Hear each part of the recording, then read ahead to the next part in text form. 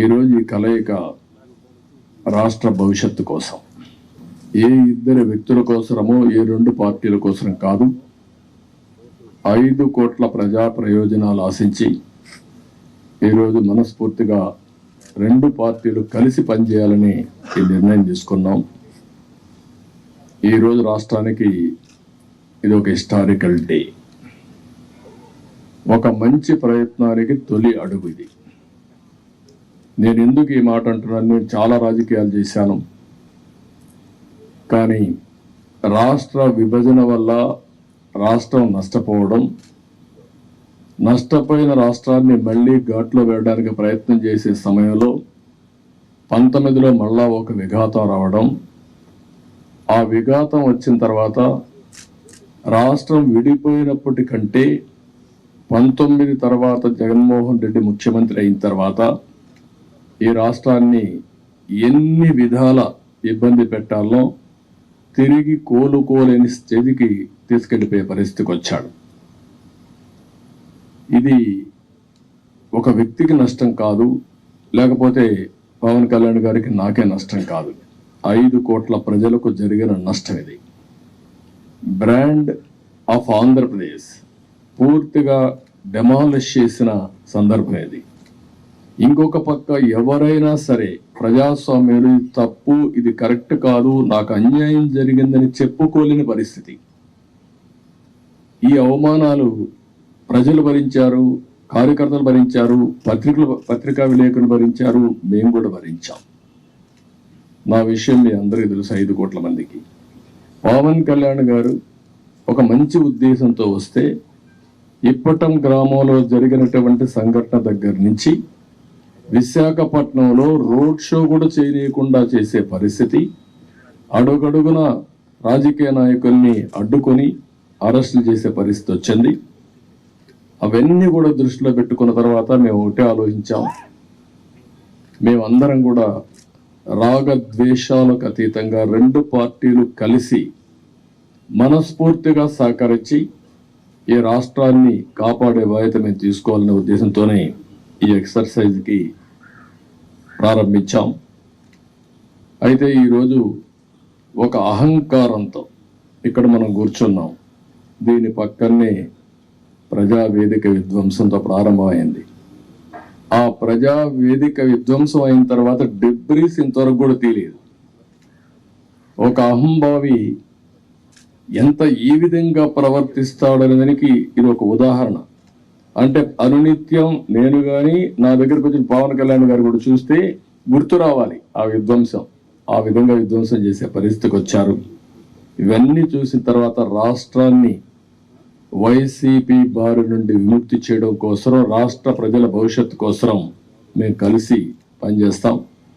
ఇంకొక పక్క అభ్యర్థుల్ని వారి అభ్యర్థుల్ని ఇప్పుడు ఎవరిని అనౌన్స్ చేస్తారో నాకు తెలియదు, మా అభ్యర్థుల్ని వారికి తెలియదు, కానీ వారు మంచి అభ్యర్థులను వారు ఎంపిక చేస్తున్నారు. మేము కూడా బెస్ట్ అభ్యర్థులను మేము కూడా ఎంపిక చేస్తున్నాం. ఈరోజు చూస్తే నా రాజకీయ జీవితంలో ఎప్పుడూ చేయనంత ఎక్సర్సైజ్ చేశాను నేను. ఆ విషయం ఇది నాకు 9వ ఎన్నికలు, 9వసారి ఎన్నికలు పెట్టినప్పుడు సమైక్య ఆంధ్రప్రదేశ్లో కూడా ఇంత ఎక్సర్సైజ్ నేను ఎప్పుడూ చేయలేదు. అంత ఎక్సర్సైజ్ చేశాను. 1,10,00,000 దగ్గర నుంచి అభిప్రాయ సేకరణ చేసుకున్నాను వివిధ సోర్సెస్ ద్వారా. నేను ఒక్క సోర్స్లో చేయలే, అనేక సోర్సెస్ పెట్టి ప్రజల్ని, కార్యకర్తల్ని కాన్ఫిడెన్స్ తీసుకున్నాను. నేను ఒక మహత్తరమైన కార్యక్రమానికి శ్రీకారం చుట్టినప్పుడు నాకు సరైన సమాచారం కూడా ఉంటే సరైన నిర్ణయాలు తీసుకుంటాం. నాకు సరైన సమాచారం లేకపోతే సరైన నిర్ణయాలు తీసుకోలేమనే ఉద్దేశంతో సమాచారాన్ని తీసుకొని అన్ని కోణాల్లో విశ్లేషించిన తర్వాతనే ఈ 94 మంది అభ్యర్థుల్ని ఈరోజు వడబోసి ఫైనలైజ్ చేశాం. ఇందులో కూడా మీరు చూస్తే ప్రజల మధ్య ఉండే వ్యక్తులు కానీ, ప్రజలు కోరుకునేవారు, ప్రజల ఆమోదయోగ్యం ఉండేవాళ్ళు, సమర్థవంతంగా ఎన్నికల్ని ఎదుర్కొని అవతల వాళ్ళతో పోటీపడే అభ్యర్థుల్ని ఎంపిక చేయడం జరిగింది. ఈరోజు ఈ 2 ఎక్సర్సైజుల్లో 118 పూర్తయినాయి. 94 మేము చేశాం, వారు 24లో 5 అనౌన్స్ చేశారు. మిగిలిన అభ్యర్థులను వారు కూడా ఎంపిక చేస్తారు. మొత్తం కలిసి 118 మంది అభ్యర్థులు మేము ఎంపిక చేసుకునే పరిస్థితికి వచ్చాం. ఈ అభ్యర్థుల ఎంపికలో తెలుగుదేశం పార్టీ అయితే యువతకు, మహిళలకి, బీసీలకు, అదే మరి యంగ్స్టర్స్కి ఎక్కువ ప్రాధాన్యత ఇచ్చడానికి ప్రయత్నం చేశాం. చదువుకున్న అభ్యర్థులకు కూడా ఎక్కువ ప్రాధాన్యత ఇస్తున్నాం. అదే మరి మీరు చూస్తే ఒక 23 మంది ఫస్ట్ టైమర్స్, ఈ 94లో 23 మంది ఫస్ట్ టైం ఎమ్మెల్యేలుగా శాసనసభకు వచ్చే విధంగా వాళ్ళు కూడా ఎంపిక చేసుకున్నాం.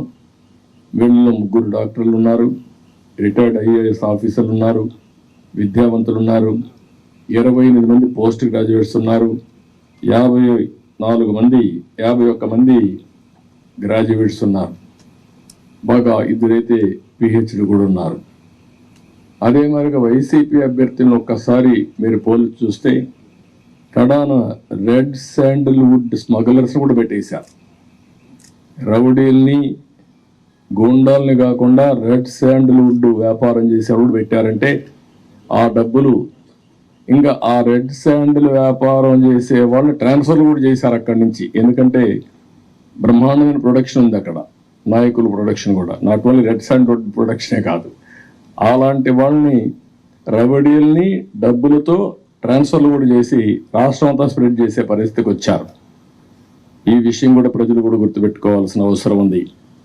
ఈరోజు మేము చేసిన అభ్యర్థుల్ని, ప్రజలకు జవాబుదారీతనంగా ఉండే అభ్యర్థుల్ని అటు జనసేన ఇటు తెలుగుదేశం పార్టీ ఇద్దరు కూడా చేశాం. ఈరోజు ప్రజల్లో తీవ్రమైన వ్యతిరేకత ఉంది. ఎంత వ్యతిరేకత ఉందంటే భయం కూడా అంత ఉంది. ఈరోజు మీరున్నారు ప్రెస్, మీ మీద సిరీస్ ఆఫ్ దాడులు జరిగాయి. సిరీస్ ఆఫ్ దాడులు జరిగితే మీరు ప్రతిఘటించాలి అని నిస్సాహితిలో మీరున్నారు. ఏమనుకో అంటే మనోధైర్యాన్ని కూడా కోల్పోయే పరిస్థితిలో ఉన్నారు. ఒక వ్యక్తి స్వేచ్ఛగా వాళ్ళ అభిప్రాయాలు చెప్పే స్వేచ్ఛ ప్రతి ఒక్క వ్యక్తికి ఉంది. అదేవిధంగా పత్రికా విలేకరులకి బాధ్యత ఉంది. అతనికి స్వేచ్ఛ ఉంది, మీకు బాధ్యత ఉంది. 4 ఎస్టేట్స్ ఏదైతే ప్రజాస్వామ్యంలో 4 పిల్లర్స్ అనేటివి చాలా ముఖ్యం. ఒక పక్క చట్టసభలు, ఎంపిక చేసే అభ్యర్థులు, అక్కడి నుంచి గెలిచిన అభ్యర్థులు చట్టాలు చేయడం. రెండోది కార్యనిర్వాహక అధికారులు, ఐపీఎస్ ఆఫీసును ఆల్ ఇండియా లెవెల్లో తెచ్చిపెట్టడం. మూడోది పత్రికా విలేకరులు ఎక్కడికక్కడ స్వేచ్ఛగా ఎవరేం చేసినా నిర్మోహమాటంగా ప్రజలకు చెప్పడం. ఎక్కడ తప్పు జరిగితే తప్పు జరిగిందని కోర్టుకు వెళ్ళి మళ్ళా మన హక్కులు కాపాడుకోవడానికి న్యాయ వ్యవస్థ. ఈరోజు మన రాష్ట్రంలో చూస్తే ఈ 4 వ్యవస్థలు కూడా ఒక విధంగా చెప్పాలంటే నిర్వీర్యం చేసే పరిస్థితి, దుర్వినియోగం చేసే పరిస్థితి. ఇష్టానుసారంగా ఒక్క ఐఏఎస్ ఆఫీసర్, ఒక్క ఐపీఎస్ ఆఫీసర్ మాట్లాడలేని నిస్సహాయ పరిస్థితి నేను 45 ఏళ్ళు ఎప్పుడు చూడలా. ఇదే మీడియాలో నేను చూశాను. ఇది ఎంత పరాకాష్టం మీరు కూడా గుర్తుపెట్టుకోవాలి. ఇదే మీడియాలో ఒక్కసారి ఒక జీవో తీసుకొచ్చి నియంత్రణ చేస్తున్నానని రాజశేఖర్ రెడ్డి ఒక జీవో తీసుకురావడానికి ఫైల్ మూవ్ చేశాడు అంతే.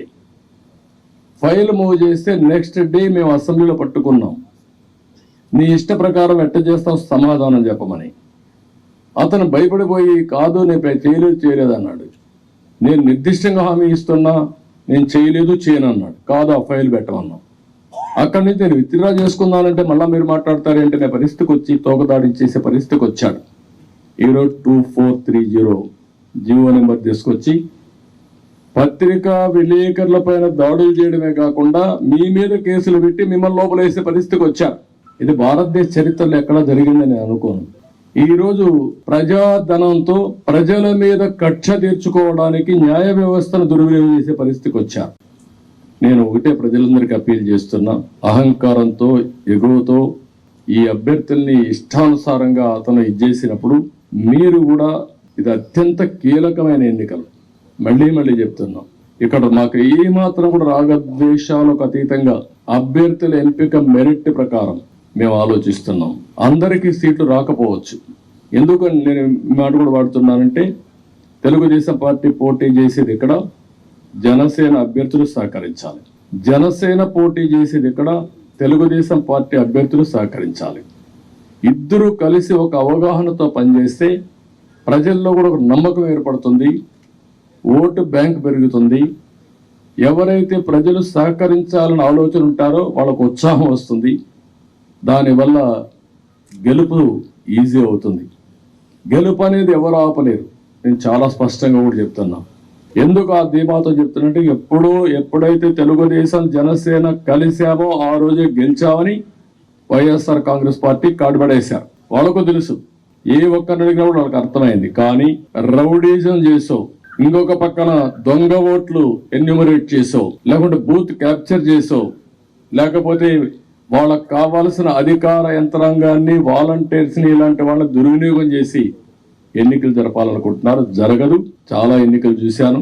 ఒకసారి డబ్బులతో కూడా, డబ్బుల అహంభావం ఇప్పటికే ఎక్కడికక్కడ బస్తాల కొద్ది డబ్బులు వెళ్ళిపోయిందని, కాన్స్టిట్యున్సీల వారికి ఇయర్ మార్క్ చేశారని, ఎర్ర చందనం డబ్బులు, శాండ్ల్వుడ్ డబ్బులు, లేకపోతే ఇసుక డబ్బులు, లిక్కర్ డబ్బులు, ఒకటి కాదు, ఇలాంటివన్నీ అవినీతి డబ్బుల్ని పంపించి మళ్ళా ఓట్లు కొనే ప్రయత్నాలు కూడా చేస్తున్నారు.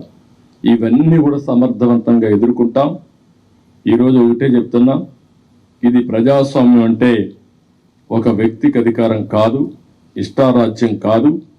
ప్రజలు వారి జీవితాలు, వారి భవిష్యత్తుని పరిరక్షించేది ప్రజాస్వామ్యం. ఆ ప్రజాస్వామ్యానికి ఒక ముప్పు వచ్చినప్పుడు ప్రతి ఒక్కరి బాధ్యత. ఈరోజు మా దగ్గర డబ్బులు లేకపోవచ్చు, చాలా స్పష్టంగా చెప్తున్నాం. కానీ ప్రజాబలం మా దగ్గర ఉంది. విలువలతో కూడిన రాజకీయం చేశాం. ఇంకొక పక్కన ప్రజల సహకారం కానీ, అదే సమయంలో అందరూ వారి భవిష్యత్తు కోసం పనిచేస్తారని నమ్మకం మాకుంది. మీరు అవసరమైతే ప్రజలే ముందుకొచ్చి 10 రూపాయలు ఖర్చు పెట్టి ఎక్కడికక్కడ అభ్యర్థులు గెలిపించుకునే ప్రక్రియ కూడా మీరు శ్రీకారం చుట్టాల్సిందిగా నేను కోరుతున్నా. ఒక పక్క 5 కోట్ల ప్రజలు, ఒక పక్క ఒక అహంభావంతో, ధనబలంతో, పెత్తందారి విధానాలతో, రౌడీజంతో వస్తున్నటువంటి పార్టీ ఇంకొక పక్క. అందుకే ప్రజలందరూ కోరుతున్నా, మీరు ఆలోచించాల్సిన అవసరం ఉంది. మా బాధ్యత మేము చేస్తాం, మీ బాధ్యత మీరు చేయండి, సహకరించమని మరొకసారి అందరిని కోరుకుంటూ సహకరిస్తారని చెప్పి ఆశిస్తూ, జై హింద్, జై తెలుగుదేశం, జై జనసేన.